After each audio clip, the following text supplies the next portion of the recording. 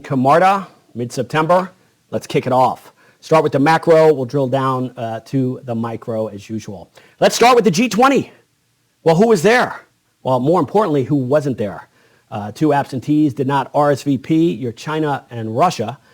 No surprise there, right? We talked last week, the BRIC countries, Brazil, Russia, India, China, and South Africa, they're just invited a nice Middle East contingent, your Egypts, but more importantly, your UAEs, right, your Irans, and of course the Saudis who have just reduced their daily output in oil by 1 million barrels a day. All this in confluence when demand's kicking up and our strategic petroleum reserves at extreme lows going back to the mid-80s. In fact, we lost about 6 million barrels last week, and if you want to go back to 2020, we're now 300 million barrels shy of where we were then. And of course, the government did this during 21 into 22, especially to keep oil prices low.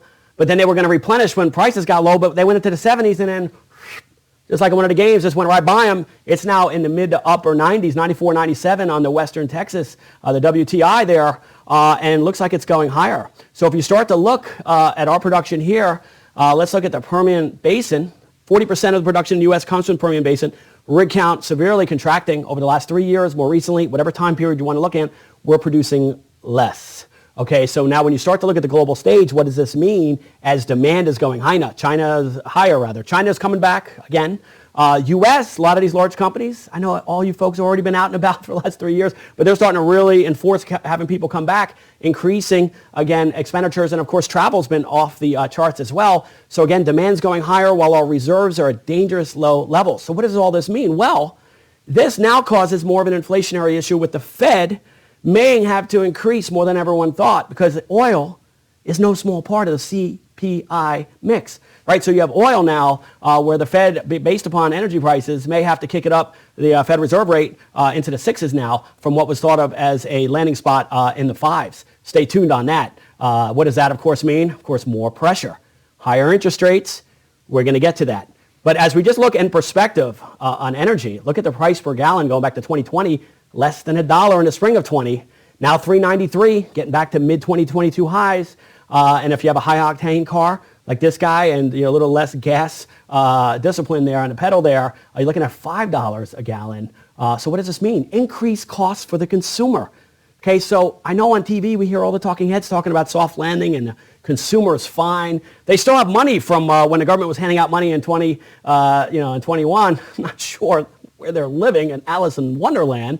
But essentially, you're looking at mortgage rates at 7.6%, mortgage applications, okay, at all-time lows, all right? Credit card debt over $1 trillion, okay? So the consumer, maybe not as well as you're hearing on TV, all right? So now what does this mean? Higher cost, Fed rising rates, rates going higher, leading to, okay, the boogeyman in the room was inflation.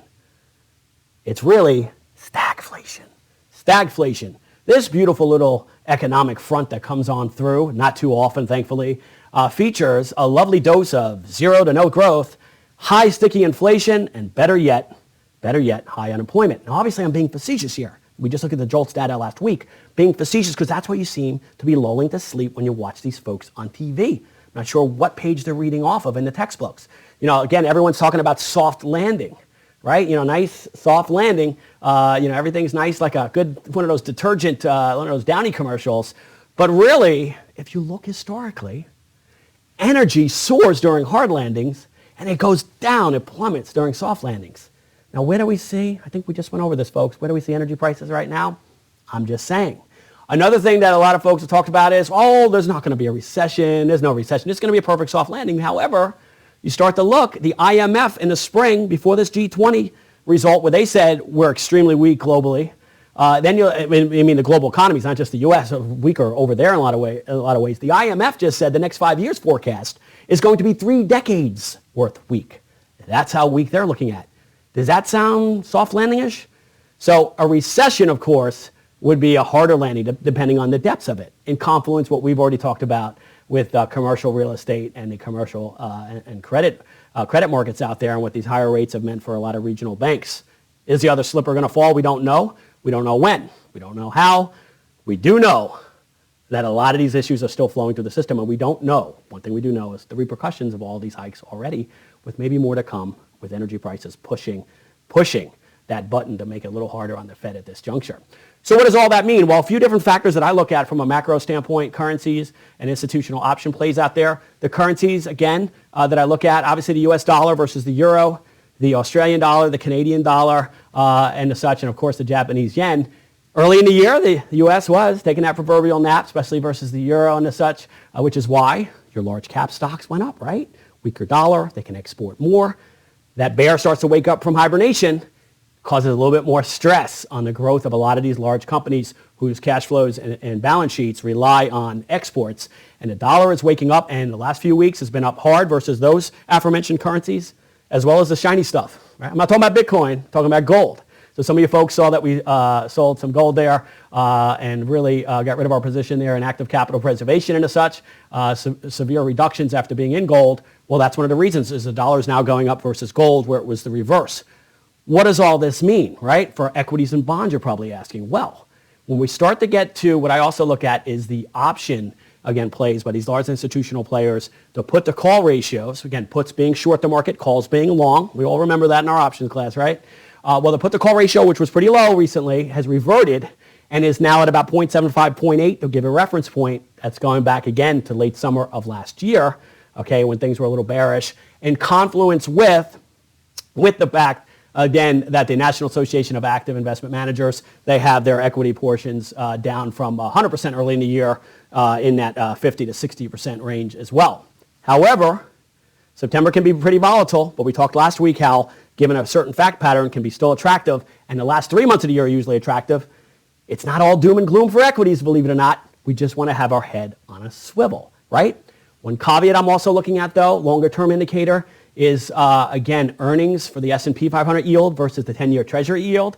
Well, of course, it's been no contest, right? Like Alabama football. Sorry for you Tide fans out there, right? A decade of just never really losing that much. Old Nick Saban, that's what it's been like with equity yields versus Treasury yields. But we know the Treasury yields the last year have been rallying, right? And so now, going back, way back to August of 2000, we actually now have the equity yield versus Treasury yield, 10-year Treasury yield at that low going back to 2000, which again, it creates a little bit of a headwind that we want to watch. Now, the other thing we know, and you all know this, growth stocks this year have been trouncing value stocks, but we are starting to see signs that maybe value stocks may be finding a flaw. So, and we want to obviously watch again as far as pivots in your strategies. This is constantly being looked at with rotations within equities and exchange-traded funds.